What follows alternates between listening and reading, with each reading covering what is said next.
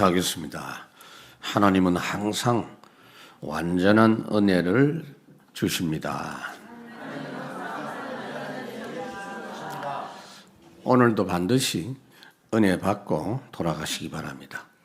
요한복음 1장 1절에 보면 태초에 말씀이 계시니라. 이 말씀이 하나님과 함께 계셨고 이 말씀이 곧 하나님이다. 그러니까 예수님이 곧 하나님이다. 그렇게 말씀한 겁니다. 요한복음 전체를 대표하는 말씀이기 때문에 1장 1절에 있습니다. 그래서 사도 요한이 3년 동안 예수님하고 함께 생활했던 그 요한이 증거하기를 예수님이 행하신 모든 표적은 예수님이 하나님의 아들이 되시고 예수님이 하나님이신 것을 알게 하는 그런 증거로 주신 표적이다. 그렇게 말하고 있습니다. 특히 초막절 절기 그 현장에서 예수님이 말씀을 하시는 것이 오늘도 계속되고 있는 걸 볼 수가 있습니다. 초막절에 실로암 못에 물 기르러 오고 가고 하는 그 모습을 인용하시면서 그게 뭔지를 예수님이 직접 설명합니다. 예수 믿을 때 성령이 내 속에 오셔서 우리의 인생의 모든 갈증을 제거해 주신다. 성령께서 강같이 역사하시면 나를 그렇게 완전히 성령이 주장하시면 생수가 강같이 흐르는 것처럼 완전한 만족을 얻게 된다. 여러분 사람이 하나님의 은혜로 만족하면 그때부터 사람이 달라집니다. 그 달라진 내용이 몇 가지냐? 9가지. 성령의 9가지 열매. 그 여러분 노력이 아니에요. 첫 번째가 뭐죠? 사랑, 희락, 화평 이렇게 나오잖아요. 하나님의 사랑을 체험하니까 내가 사랑스러워요. 그리고 다른 사람을 사랑할 수 있고 하나님의 사랑 체험할 때 최고로 기쁩니다. 희락이라 그래서. 그리고는 화평이 있죠. 인간관계, 이 서로 간의 교통이 되는 거죠. 체육대회 왜 하느냐, 운동회. 여러분들이 좀 인간관계 어색한 분들 거꾸로 하시라고, 거꾸로. 사람 만나는 것은 어색한. 하나님의 은혜 체험하면서 우리는 그런 사람들이 아닙니다, 여러분. 그래서 그 비밀을 가지고 현장에 가면 허감이 확 무너집니다. 갈등이 무너집니다. 그리고 전도문이 열리는 줄 믿습니다. 첫 번째는 오늘 또 여러분들이 말씀 들으면서 주일날의 기준이 뭐냐 하면은요, 그 쓰잘데없는 생각 다 무너지고 성령 충만하세요. 하나님으로 충만하세요. 하나님이 얼마나 좋은 분입니까? 사랑의 하나님이신데 그걸 성령으로 충만하라고 말이에요. 그래가지고는 세상에 빛을 비추라. 그래서 초막절 축복을 우리가 복음 안에서 누려야 되겠습니다. 초막절에는 말씀드렸죠. 초막절 이 초막 집을 만들어 가지고 거기서 이슬 맞으면서 일주일 동안 지내면서 광야 생활 가운데 하나님이 지켜주셨던 걸 생각하고 실로암 못에 가서 그 바위에서 솟아나는 그 생수를 기르다 오면서 광야에서 하나님께서 죽지 않도록 날마다 생수로 역사해 주신 것을 기념하는 그 초막절 행사가 있는데 오늘은 한 개 더 소개해 드릴게요. 이방인의 뜰 행사입니다. 그 초막절에 이방인들을 초청해 가지고 예배하는 장소가 이방인의 뜰입니다. 그런데 예수님이 짜증을 내시고 채찍을 휘두르신 이유가 뭡니까? 그 장소에서 유대인들이 장사를 하고 이방인들은 아예 못 들어오게 했기 때문에 오히려 예수님이 지시 안 한 걸 만들었어요. 그게 뭐냐? 남자의 뜰, 여자의 뜰. 이거 하나님이 지시한 거 아니에요. 그런 걸 만들어가지고 이제 하고 있었습니다. 그런데 이 초막절 마지막 날 굉장히 중요하거든요. 그게 오늘 본문과 관련이 있어요. 주님이 절기 마지막 날에 관한 말씀인데 마지막 날 저녁에 굉장한 잔치를 벌입니다. 축제를 벌이고 굉장히 기뻐합니다. 우선은요, 불을 있는 대로 다 밝히고 찬송을 하고 기쁨의 춤을 추었어요. 술 먹고 추는 춤이 아니야. 광란의 춤이 아니에요. 기쁨의 춤을. 여러분들도 이 주일날 와서 은혜 받으면 일부부터는 조금 어렵지 않겠나 싶은데 점심 먹고 나면요 좀 춤이 나오잖아요. 여러분 절제하지 말고 막 춤 추시기 바랍니다. 자기 스타일대로 하십시오. 뭐 고고로 하든지 뭘 하든지. 그러니까 초막절이 그렇게 했어요. 춤을 추며 광야 40년 동안 하나님이 베풀어 주신 그 은혜를 기념하면서 그때 좋았다 그 말이 아니에요. 그때 감사했다 그 말이 아니에요. 지금도 그 믿음으로 살자 그 말이에요. 여러분 430년 노예 생활한 이스라엘 사람들은 어디 여행도 못 갔어요. 일만 했다니까. 그러니 길을 떠나서 어디 여행하는 데는 굉장히 서투른 민족이고 특히 광야를 어떻게 통과합니까? 하나님의 절대 보호 없이는 절대로 통과할 수 없는 겁니다. 특히 광야는요, 좋은 현장이 아닙니다. 낮에는 섭씨 한 50도 정도 돼요. 그래서 하나님이 구름을 그냥 구름 기둥이라 그랬는데 사실은 덮개예요, 덮개. 구름 덮개로 쫙 펼쳐가지고 그늘을 만들어서 덮어주셨습니다. 그래서 낮에 해가 우리를 상치 않도록 했다. 밤에는요 대신 굉장히 추워요. 얼음이 얼 정도라. 그래서 하나님이 불기둥으로 불을 피워가지고 밤새도록 따뜻한 가운데서 이불 안 덮어도 잘 정도로 그렇게 해주셨어요. 시편 105편에 보니까 여호와께서 구름을 펴사 덮개를 만드시고 밤에는 불을 밝혀주셨다 그랬어요. 그러니까 신명기 8장에 보면은 이 40년 동안에 내 의복이 헤어지지 않고 내 발이 부르트지 않고 매일 먹을 수 있는 만나 주시고 조금 영양분이 필요하면 이 메추라기 고기를 매일 공급해 주시고 자연산 메추라기 집에서 사육한 거 아니야. 얼마나 좋습니까, 여러분? 그러니까 모세가 그 놀라운 은혜를 체험하고 시편 90편은 모세가 썼고 91편도 모세가 기록했다고 볼 수 있는데 광야에서 그가 너를 위하여 그의 천사들을 명하사 내 모든 길에서 너를 지켜주셨고 발이 볼에 불이 튀지 않도록 천사를 보내주셨다. 그렇습니다. 하나님이 천사를 파송해 주신 겁니다. 그래서 초막절에 그 모든 걸 생각하면서 하나님께 영광 돌리고 찬양한 겁니다. 그리고는 초막절에는 불을 밝혔다 그랬는데 어디다 불을 밝히느냐? 예루살렘 성전 건물 전체에 불을 확 밝힙니다. 예루살렘 성전은 언덕 위에 있기 때문에 그 성전에 불을 밝히면요 예루살렘 전역이 환하게 보여질 정도가 되어진 겁니다. 그런데 지금 우리는 완성된 초막절을 지키라고 합니다. 지금 초막절 지켜야 돼요. 왜요? 지금은 광야보다 더 무서운 시대입니다. 창세기 3장, 6장, 11장이 완전히 발악을 하고 있어요. 앞으로 우리가 살아가야 될 땅도 이 초막절 하나님의 은총 없이는 살아갈 수가 없는 현장입니다. 그래서 초막절 증거를 가지고 세상에 빛을 비추고 살아야 됩니다. 12절에 보니까 예수께서 또 말씀하여 이르시되 나는 세상의 빛이니 나를 따르는 자는 어두움에 다니지 아니하고 생명의 빛을 얻으리라. 예수님만 따라가면 생명의 빛을 얻는다 그랬어요. 무슨 말이냐면은 예수님 자신이 빛이라고 했잖아요. 그래서 우리가 예수님 영접할 때 빛이신 성령이 내 안에 내주합니다. 우리가 빛을 모셨기 때문에 우리도 빛이 되는 겁니다. 그래서 마태복음 5장에 보니까 너희가 세상의 빛이다. 그러면 그 빛을 어떻게 비추면 되느냐? 나를 따르는 자라 그랬어요. 요한복음에는 예수님이 빛이다라는 말씀을 계속해서 말씀합니다. 1장 4절 5절에도 그 안에 생명이 있었으니 그 생명은 그 사람들의 빛이라. 빛이 어둠에 빛이 되 어둠이 깨닫지 못하더라. 사람들이 빛을 깨닫지 못하는 정도가 아니고 빛을 싫어해요. 어두움의 자식들이라서.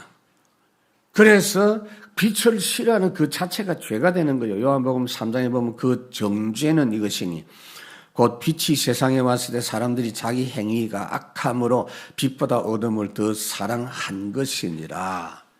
그런데 빛이 그러면 뭡니까? 이게 이제 굉장히 중요해요. 뭘 알게 하는 빛이냐? 다른 거 아니에요. 하나님. 하나님의 사랑, 하나님의 능력, 하나님의 지혜, 하나님의 역사. 모든 만사에 하나님이 역사하시거든요. 이 하나님을 알게 해주시는 계시, 이게 바로 빛이다. 그 1차로 하나님을 알게 해주신 빛이 뭐냐? 자연계입니다. 자연계라는 말보다는 정확한 게 하나님이 만드신 창조 세계입니다. 하나님이 창조하신 걸 보고 하나님을 알도록 해주셨어요. 처음에.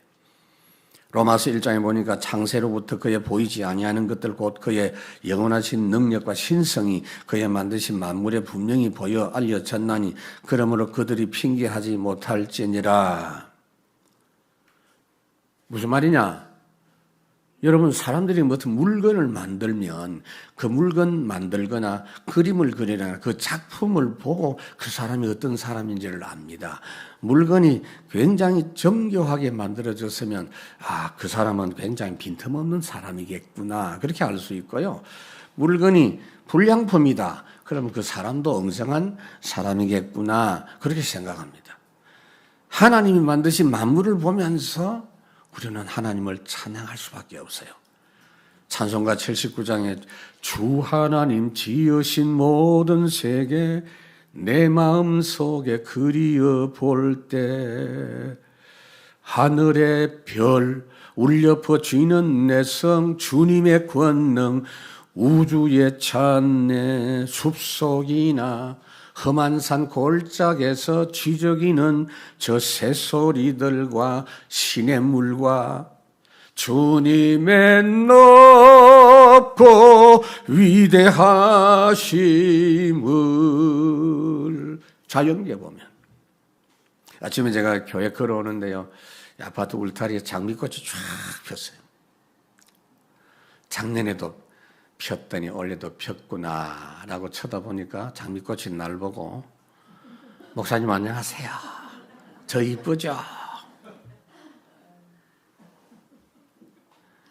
저는 하나님이 창조하신 이렇게 예쁜 장미꽃이에요. 하나님이 창조한 때부터 한 해도 그러지 않고 수천 년 동안 이렇게 해마다 이렇게 아름다운 꽃을 제가 핍니다. 일정하신 하나님의 창조 법칙, 그 법칙을 만드신 하나님은 더 변함이 없으시다. 두 번째 계시가 뭐냐 하면은요, 사람이 타락한 뒤에는요, 그 자연만 가지고는 몰라요. 그래서 성경을 주셨어요. 그게 빛입니다. 시편 119편에 보면 하나님의 말씀 성경은 내 발의 등이요 내 길의 빛입니다. 예수님 통해서 완벽하게 하나님을 알도록 하신 게 성경이에요. 그래서 성경을 볼 때는 예수 그리스도 그 관점을 가지고 읽으면 돼요. 칼빈 목사님이 성경은 안경을 낀 것과 같다. 그러니까 하나님의 말씀을 가지고 세상을 봐야 된다. 다 눈이 어둡다. 그리고 마지막으로 하나님이 보여주신 계시의 피어리어야 돼. 마지막 마침표가 뭐냐? 주님이 십자가에서 고난당하시고 죽어주신 겁니다. 예수님이 나는 세상의 빛이다. 나는 하나님을 보여주는 자니 나를 따라오면 하나님을 만나게 된다는 겁니다. 나를 따라오면 너희들이 어두움에 다닐 필요가 없다. 생명의 빛을 얻으리라. 에베소 5장 8절에 보니까 너희가 전에는 어두움이더니 이제는 주 안에서 빛이라 빛의 자녀다. 그렇기 때문에 빛의 열매가 나타나는데 착함과 어려움과 진실함으로 살게 된다. 그렇게 말합니다. 주 안에서 이 말은 주님을 주인으로 모시는 거. 그게 주 안에서입니다. 그 결과가 모든 착함이라는 것은 사람에게 유익을 주는 사람. 어려움이 뭐냐? 하나님의 뜻대로 살 수 있다 이 말이에요. 진실함으로 산다. 그래서 세 번째 새 절기, 완성된 새 절기가 바로 138 사도행전 1장 1절에서 8절까지의 그 내용, 그것을 풍성히 누리십시다. 구약의 새 절기는 완전한 게 아니에요. 구약의 새 절기는 그림자 절기예요. 오실 예수 그리스도 바라보면서 승리하라고 주신 절기입니다. 이제 예수님께서 오심으로 그게 완성이 된 거잖아요. 예수님이 요한복음 19장 여러분들이 다 이루었다는 말씀 굉장히 좋아하잖아요. 이르시되 다 이루었다. 근데 그게 그냥 그걸로 끝나지 않습니다. 예수님 공생의 모두가 다 약속의 말씀을 이루신 걸로 표현되어 있어요. 요한복음 19장 24절에도 이 병사들이 예수님의 옷을 이렇게 나누어 가지는 그것도 시편 22편에 이미 예언되어 있는 게 응하게 하려 함이니라.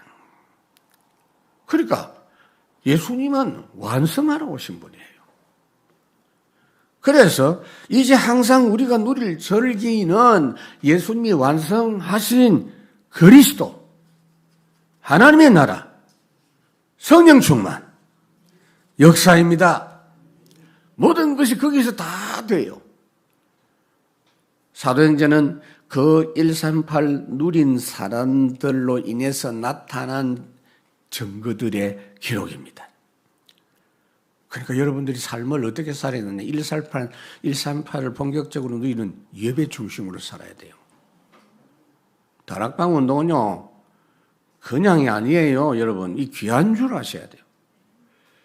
예배 좀 회복하세요. 예배 그냥 마음대로 하지 마세요. 예배가 얼마나 절대적인 건데, 예배 정식이도 거기서 뭐 하느냐? 오직 138. 오로지 138. 그걸 누리는 거. 두 번째, 우리를 구원하러 오신 예수님을 누리자. 예수님에 대해서 유일하고 참된 증인이 누구냐? 하나님이에요. 13절에 보니까 바리새인들이 이르되 내가 너를 위하여 증언하니 네 증언은 참되지 아니하도다. 이 바리새인 서기관들은 꼭 성경을 악용을 해가지고 이렇게 예수님을 공격합니다. 다른 사람이 당신에 대해서 증거해 줘야 그게 맞지. 당신 스스로 맞다고 하면 그 증거가 될 수 있느냐. 그런데 예수님은요, 다른 증인이 있을 수가 없고 다른 증거가 필요한 분이 아니에요. 모든 종교는 뭘 말합니까? 네가 열심히 노력해서 길을 찾아라. 선행을 해라. 그러면 좋은 날이 올 수도 있다. 그렇지만은 인생 고난은 해결할 수 못하니 체념하고 살아라. 욕심 부리지 마라. 그런데 예수님이 뭡니까? 내가 길이라 하잖아요. 내가 생명이라고 하잖아요. 나를 믿으라고 하잖아요. 왜 그 말씀합니까? 14절에 예수께서 대답하여 이르시되 내가 나를 위하여 증언하여도 내 증언이 참되니 나는 내가 어디서 오며 어디로 가는 것을 알거니와 너희는 내가 어디서 오며 어디로 가는 것을 알지 못하느니라. 여러분, 다른 사람이 증거해 준다고 해서 반드시 다 옳은 증거가 될 수가 없어요. 이 사람을 생전 모르는 사람이 아무리 옳다고 해도 그건 증거가 될 수가 없어요. 예수님 제대로 아는 사람 없다고 하잖아요. 예수님은 하나님께서 이 세상의 모든 죄를 위해서 자신이 십자가 지심을 통해 속죄하라고 보내셨다는 걸 주님 확실히 알아요. 그렇기 때문에 스스로 증거할 수밖에 없는 겁니다. 예수님은 완전히 예수님을 아는 분은 예수님 자신뿐이고 하나님뿐이다.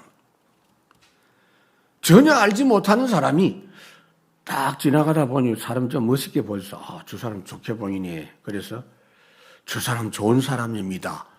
라고 해봤자 그 소용없는 거예요. 숫자가 좀 많은 사람이 좋아한다고 인정을 해도 그 진리가 될 수 없어요. 근데 정치인들 보면 참 한심하기 짝이 없어.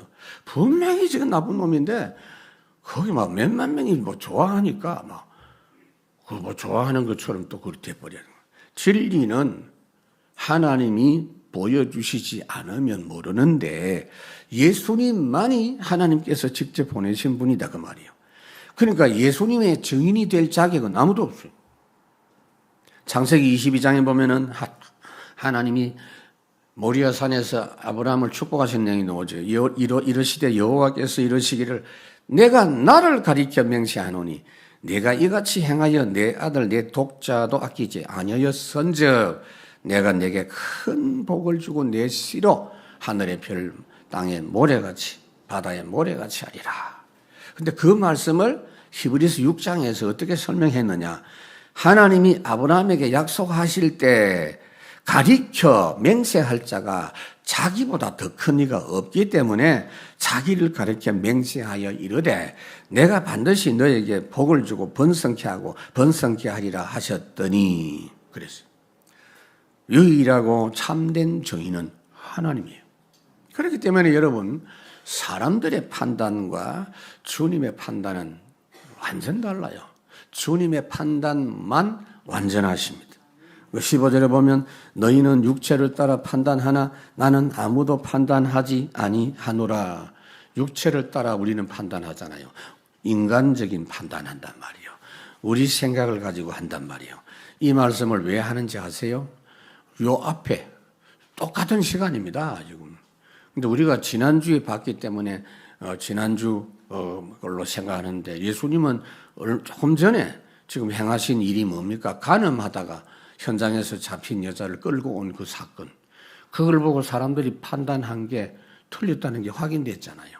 그 사람들은 예수님이 간음한 사람은 현장에서 돌로 쳐 죽이라고 했는데 당신은 어떻게 하랍니까? 라고 하니까 예수님이 죄 없는 사람이 먼저 돌을 던져라.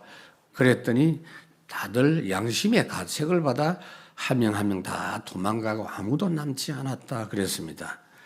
그래서 죽음 마땅한 사람이라고 생각하고 여인이 벌벌 떨고 있을 때 예수님께서 사람들이 너를 정죄하는 자가 어디 있느냐? 다 갔느냐? 이렇게 물으시니까 아무도 없습니다.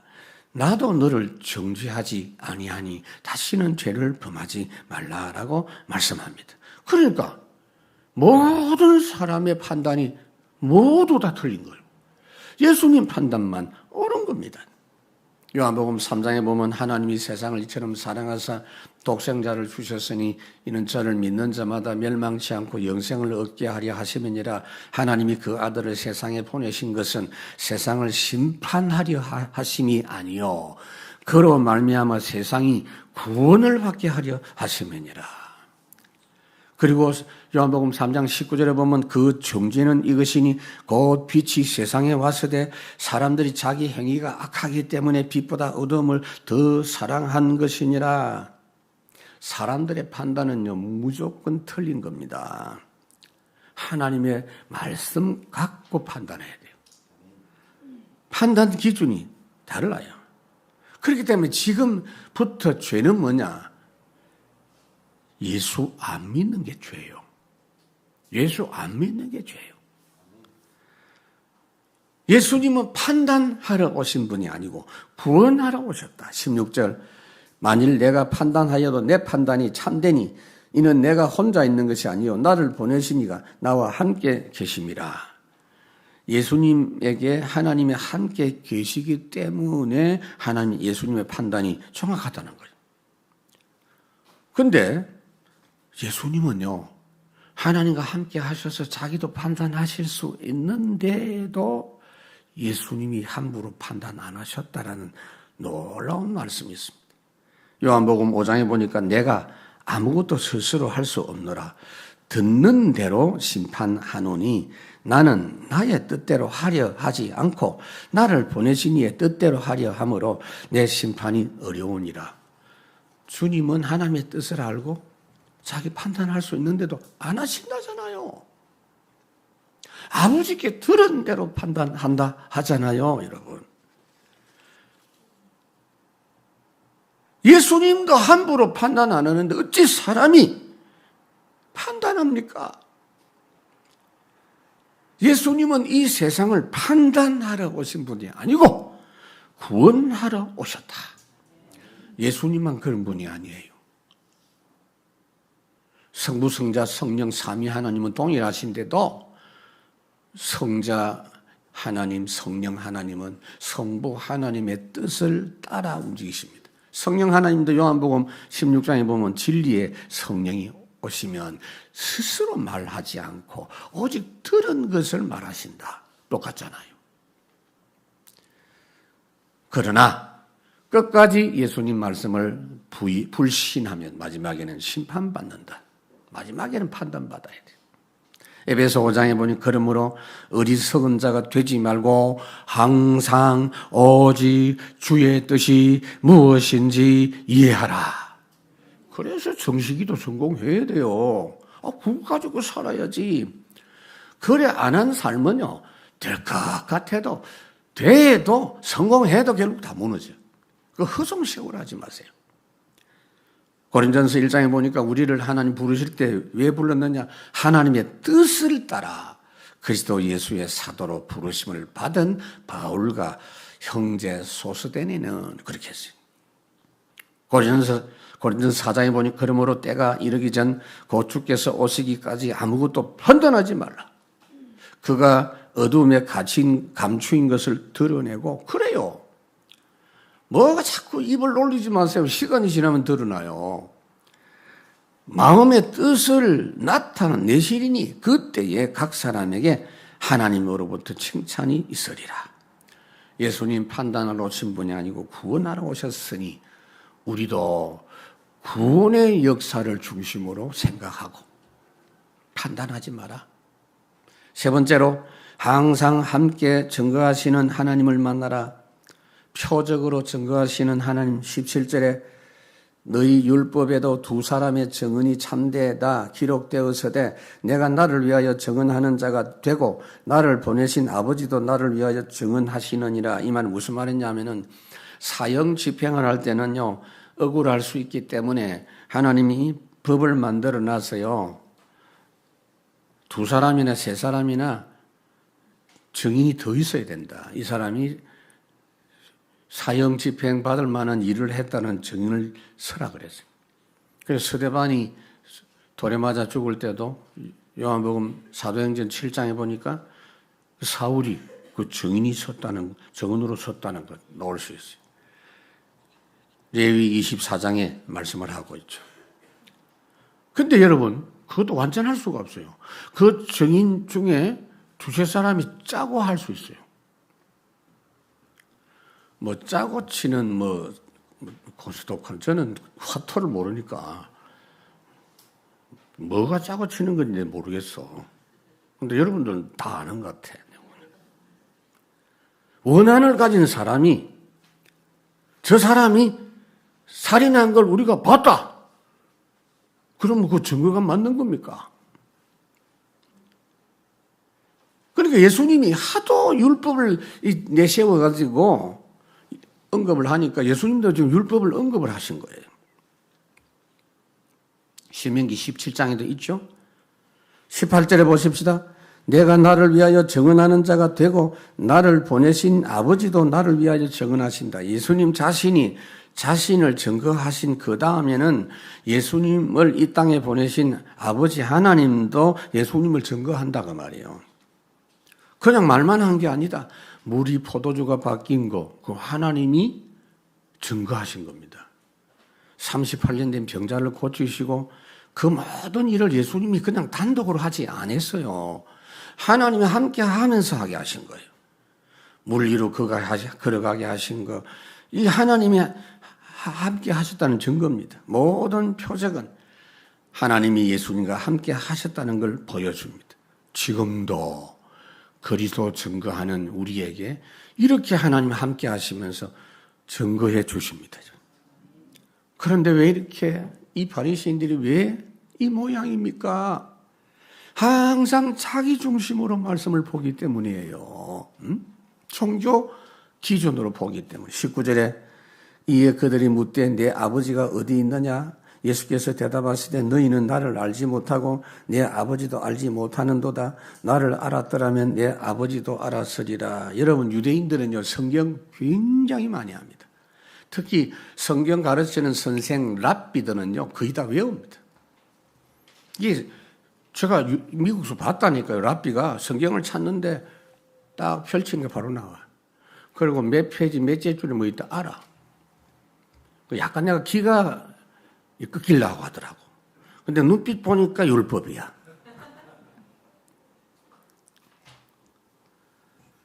심지어 보통 사람들도 유대인들은요, 제대로 된 유대인들은 이사야서 정도는 다 외워버려요.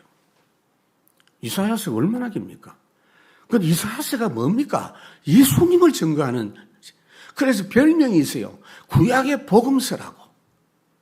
들어봤죠? 언제 들어봤어요? 제가 설교했잖아요. 이렇게 구약의 복음서라는 이사야서를 다 외워서면서도 예수님 눈앞에 계시는데 예수님을 몰라봤단 말이에요. 종교의식으로 교회 오면 안 됩니다. 내 생각, 내 선입견대로 뭘 보면 안 됩니다. 하나님 말씀도 내 생각을 갖고 보고 교회 일도 내 생각을 갖고 판단하면 다 틀려요. 모차르트가 여러분 유명한 음악가 아닙니까? 모차르트가 이 작곡을 참 많이 했거든요. 와, 우리 손녀가 미국에서 작곡했다고 막 이렇게 보냈더라고. 그 곡을 보니까 아우, 야, 너 모차르트가 될런가. 초등학생인데. 그 어느 도시에 모차르트 특강 세미나가 있다라는 소식을 듣고 모차르트가 조용히 그냥 참석해봤어요. 뭐라고 하는지. 근데 특강 강사가 나와가지고 모차르트가 작곡한 곡에 대해서 설명하면서 영엉터리로 설명을 하는 걸 봤어요. 자기 생각하고 다른 설명을 했어요. 그래서 모차르트가 손을 들고 그렇게 말했어요. 그 모차르트는 그런 생각으로 그 노래를 작곡한 것이 아닙니다라고 했더니 이 강사가 당신이 무엇을 한다고 그러느냐고. 그래서 모차르트가 어이가 없어서 그냥 돌아갔대요. 왜? 아무도 모차르트를 몰라. 그러니까 내가 모차르트요 해도 모를 거다, 안 믿을 거단 말이에요. 이 선입이라는 게 이렇게 무서운 겁니다. 유대인들이 왜 성경을 그렇게 외우고 있으면서도 성경의 주인공이신 예수님을 발견하지 못했느냐. 완전히 육신적인 해석을 성경을 가지고 하기 때문입니다, 여러분. 이게 마귀수법이에요. 성경 가지고 예수만 모르도록 하고 철저히 성경 가지고 종교적으로 해라. 마귀가 예수님을 시험한 내용이 마태복음 4장에 나오는데 성전 꼭대기에서 뛰어내리라 할 때 그 성경을 인용했다니까요, 마귀가. 예수님에 대한 이 유대인들의 생각이 뭐냐? 자기들의 생각 속에 있는 메시아, 정치적인 메시아, 선민사상, 자기들 욕구를 충족시킬 수 있는 이스라엘 나라에만 메시아. 이렇게 생각하고 있는 그들이 성경을 외우고도 소용이 없다는 겁니다. 여러분, 제가 금요일 날 전도학교 때 말씀을 드렸죠. 성경 가지고 전부 언제든지 예수님 이야기해 줘야 된다. 성경 잘 알고 있는 기존신자들에게 성경 어디를 펼쳐도 예수님 이야기해 주면 된다. 예수님 누가복음 24장에 보면은 엠마오 도상으로 내려가는 제자들이 예수님 부활하셨는데도 불구하고 불신하고 내려가고 있는 그들에게 예수님이 직접 나타나셔가지고 성경을 이야기했는데 모든 성경 흐름을 탁 설명하면서 자기에 대해서 이야기했다 그랬어요. 예수님에 대해서. 요한복음 5장에 보니까 예수님이 말씀했지요. 이 성경은 영생에 이르는 말씀인데 전부 나에 대한 이야기다. 예수님에 대한 이야기다. 그렇게 말씀하셨어요. 이 사람들이 예수님을 대적한 것이 뭡니까? 철저히 율법 중심이에요. 그래서 예수님이 그렇게 철저히 안식일 지키고 성경 외우고 11조하고 그렇게 하는 그들에게 회개하라. 독사의 자식들아. 그렇게 한 겁니다. 마귀 새끼들이라 그 말이에요, 지금. 여러분들이 하나님의 말씀을 내 기준으로 받으면 안 돼요, 여러분. 우리는 항상 자신이 하나님의 말씀 앞에 굴복하셔야 돼요. 번제입니다, 번제. 번제가 뭡니까? 내가 죽는 거잖아요. 여러분들이 주일날 나올 때 그냥 참석하는 게 아니에요. 그리스도께서 모든 문제 해결하신 분 맞잖아요. 그러면 그분 말씀 앞에 굴복해야 돼요. 천주교 하는 대로 우리도 하면 좋겠어요. 주님의 말씀입니다. 5월달이 되면 꼭 에베소 5장을 갖고 설교할 수밖에 없잖아요. 부모를 공경하라. 또 가정 이렇게. 그러니까 에베소 5장에 보면은 아내들이여 내 남편에게 복종하기를. 완전히 그 이야기 들으면서부터 여자들이 속이 뒤틀립니다. 그러면서 주님께 하듯 복종해라. 그러면 남자들이 막 속으로 박수를 칩니다. 그리고 옆에 앉아있는 만나 쳐다봅니다. 똑바로 해라. 그리고는 그 다음 말씀이 또 있죠. 남편들아, 아내들을 위하여. 그러면 또 부인을 쳐다봅니다. 남편을. 부인에게 어떻게 하라고요? 죽도록 사랑해라. 더 세요, 그게. 그게 내 기준으로 본다니까, 항상. 그게 그냥이 아니에요. 전혀 차질 없는 하나님의 시간표. 20절에 보니까 이 말씀은 성전에서 가르치실 때에 헌금함 앞에서 하셨으나 잡는 사람이 없으니 이는 그의 때가 아직 이르지 아니하였음이러라 그랬어요. 예수님을 앞에도 그 잡으러 왔다, 병사가 왔다, 못 잡고 갔다 여러 번 있었죠. 사람들이 보냈지만 예수님을 못 잡았어요. 왜냐? 예수님은 이때도 바리새인 앞에서 당당하게 말씀을 했는데 왜 못 잡았느냐? 힘이 없어서? 실력이 없어서? 아니요. 여기 분명히 말해서 뭐라고요? 하나님의 때가 아니었다. 때가 아니었다. 이는 그의 때가 아직 이르지 아니했다. 여러분 믿으십시오. 환란이 와도 하나님의 때가 아니면 죽지 않습니다. 우리 집사람이 지금 이부 때 올 건데 참 신기해요. 분명히 죽는다고 여러 번 이야기하고 누가 봐도 근데 안 돌아가셔. 아직 때가 있어요.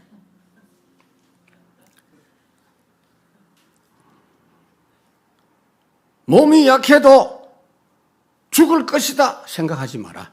하나님의 때. 나의 환경이 꼼짝없이 망하게 된 경우라도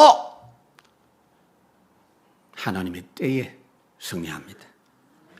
예수님이 십자가 지실 때까지 계속해서 당신의 길을 당당히 걸어가신 줄로 믿습니다. 하나님이 정하신 때의 역사는 그대로 진행됩니다. 사도행전 12장 제가 자주 이야기하지요. 막 주의 종을 담임 목사님을 막 죽이고 베드로도 이제 막 감옥에 가두고 이래가지고 막 집중기도하고 거기서 이제 천사가 파송되고 나오고 그 악한 헤롯 왕이 죽고 야단 법석을 떠는데도 하나님의 말씀은 흥왕하여 도와더라. 하나님이 정하신 때가 있어요. 창세기 15장 아브라함에게 하나님이 알려주셨죠. 아브라함아, 내가 미리 알려줄게. 네 후손들이 애굽에 가서 계기 된다. 나그네가 된다. 너무 심한 말 하면 또 기절해 죽을 것 같아서 노예 생활하다가 4대 만에 400년 뒤에 돌아올 것이고 너는 거기 안 간다. 너는 여기서 조용히 편안하게 있다가 조상에게 돌아갈 것이다. 알려줬어요. 하나님의 때, 이사야 60장이 뭐라고 했죠? 하나님의 때가 되면 속히 이루리라. 이 시간표 누리는 사람의 노래가 있죠. 주님의 시간에 아름답게 모든 것 변하리.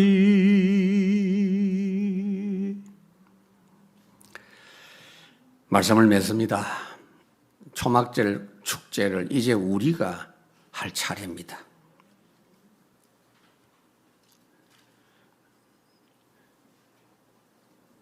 절기 마지막 날 축제, 여기에 해당되는 게 주일입니다. 주일날 완전한 초막절 주일마다 누리십시오. 그걸 가지고 현장에 나가십시오. 그걸 가지고 주간을 시작하십시오.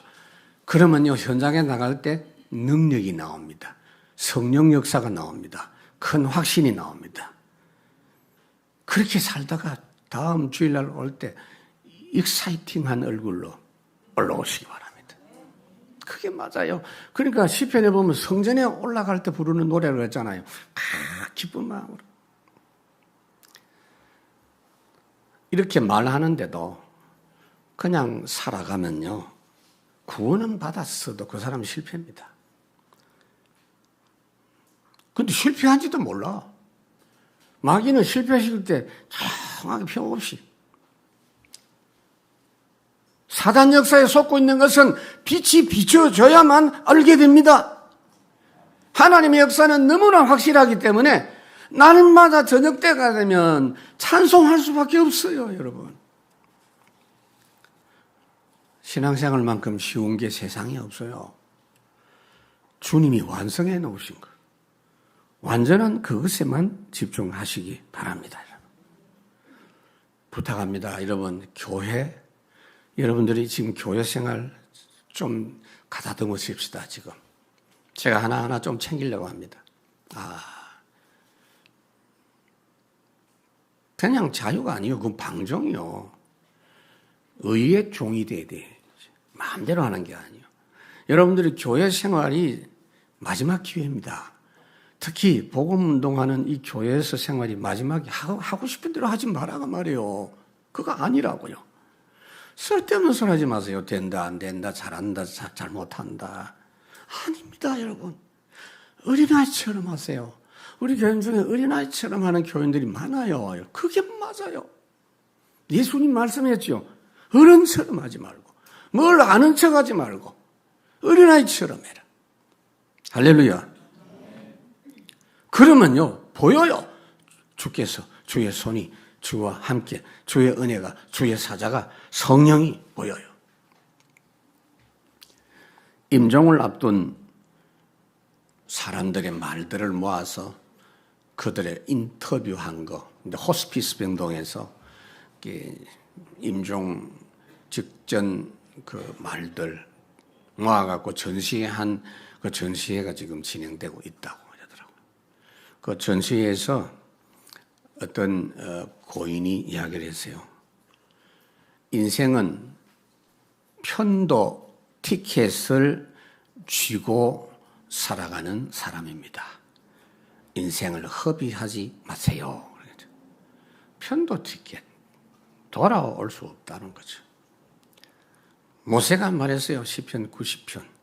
인생은 70이고 80이고 길어봤자 100살이고 그러나 신속히 가니 우리가 날아가나이다. 오늘부터 새롭게 여러분들이 주님이 당부하신 이 단순하고 확실하고 이 쉽고 내 생각이 전혀 필요 없는 완벽한 전도자의 삶을 회복하는 여러분 되시기를 주의 이름으로 축원합니다. 하나님 참으로 감사합니다. 은혜 베풀어 주신 주님께 영광을 돌려드립니다. 이 시간에 우리에게 주신 말씀이 참으로 우리에게 새로운 뜻을 정하는 결단의 말씀이 되게 하옵소서. 예수님 이름으로 기도하옵나이다. 아멘.